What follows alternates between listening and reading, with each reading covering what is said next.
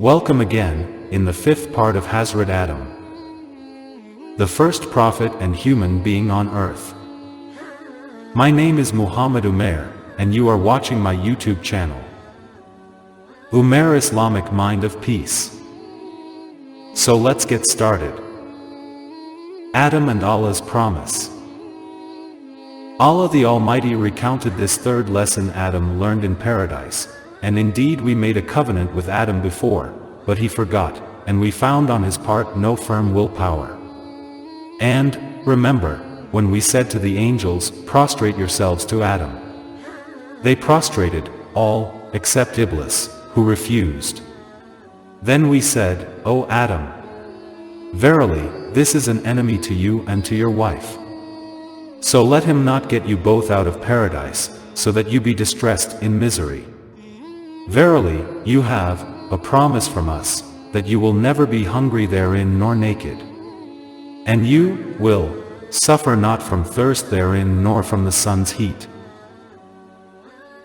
Then Satan whispered to him, saying, O Adam, shall I lead you to the tree of eternity and to a kingdom that will never waste away? Then they both ate of the tree, and so their private parts appeared to them, and they began to stick on themselves the leaves from paradise for their covering. Thus did Adam disobey his Lord, so he went astray. Then his Lord chose him, and turned to him with forgiveness, and gave him guidance. Allah said, Get you down, upon the earth, both of you, together, from paradise, some of you are an enemy to some others. Then if there comes to you guidance from me, then whoever follows my guidance shall neither go astray, nor fall into distress and misery. But whosoever turns away from my reminder, neither believes in this Quran nor acts on its orders, etc., verily, for him is a life of hardship, and we shall raise him up blind on the day of resurrection. He will say, O my Lord, why have you raised me up blind, while I had sight before? Allah will say, like this, our ayat, proofs, evidences, verses, lessons, signs, revelations, etc., came unto you, but you disregarded them. You left them, did not think deeply in them, and you turned away from them, and so this day, you will be neglected, in the hellfire, away from Allah's mercy.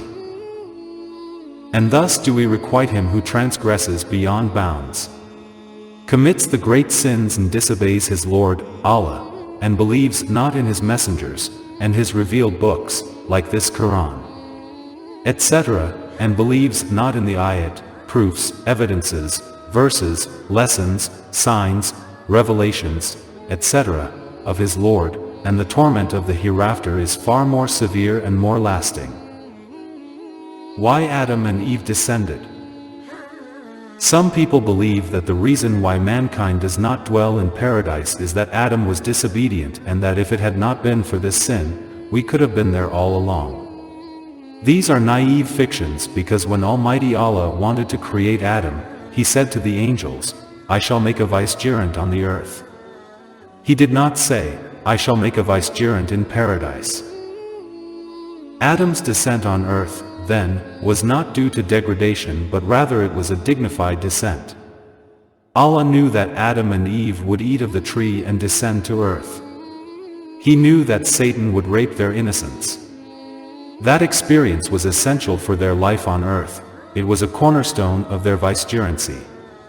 It was meant to teach Adam, Eve, and their progeny that it was Satan who had caused them to be expelled from paradise and that the road to paradise can only be reached by obedience to Allah and enmity to Satan. Encounter between Adam and Moses.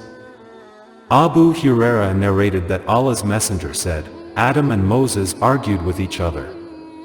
Moses said to Adam, Your sin expelled you from paradise.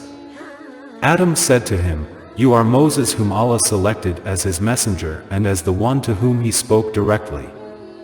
Yet you blame me for a thing which had already been written in my fate before my creation?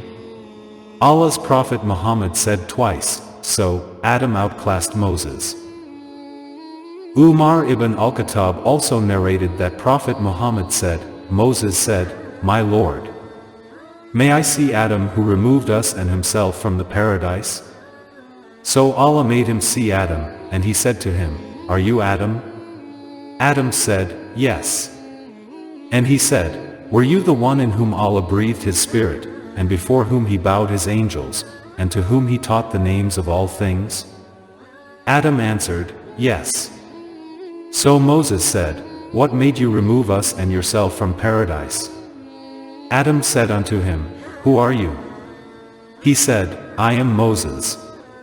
Adam said, So you are Moses the prophet of the children of Israel. Were you the one Allah spoke to directly? Moses answered, Yes. Adam said, Why do you blame me for a matter which Allah had predestined? So Allah's prophet Muhammad said twice. Adam outclassed Moses. Where Adam, Eve, and Iblis descended. There are many traditions concerning the place of Adam's descent upon earth. Ibn Abi Hatim narrated that Ibn Abbas said, Adam descended on land called Dinah between Mecca, Makkah, and Taif. Al-Hasan said that Adam descended in India, Eve in Jeddah, Saudi Arabia, Iblis in Budistan, Iraq, and the serpent in Ashahan, Iran. This was also reported by Ibn Hatim. Asadi related that Adam descended with the black stone one in India, a large black stone set into the whale of the Kaaba in Mecca. It is said to have come from paradise, and he had a handful of the seeds of paradise. He sowed them in India and they grew into the fragrant tree therein. Ibn Umar said that Adam descended on As-Safa and Eve on Al-Marwa. As-Safa and Al-Marwa are the names of two mountains in the vicinity of the sacred house in Mecca. Part of the rites of pilgrimage, Hajj, include pacing between these two hills in commemoration of Hajjar's search for water. This was also reported by Ibn Hatim.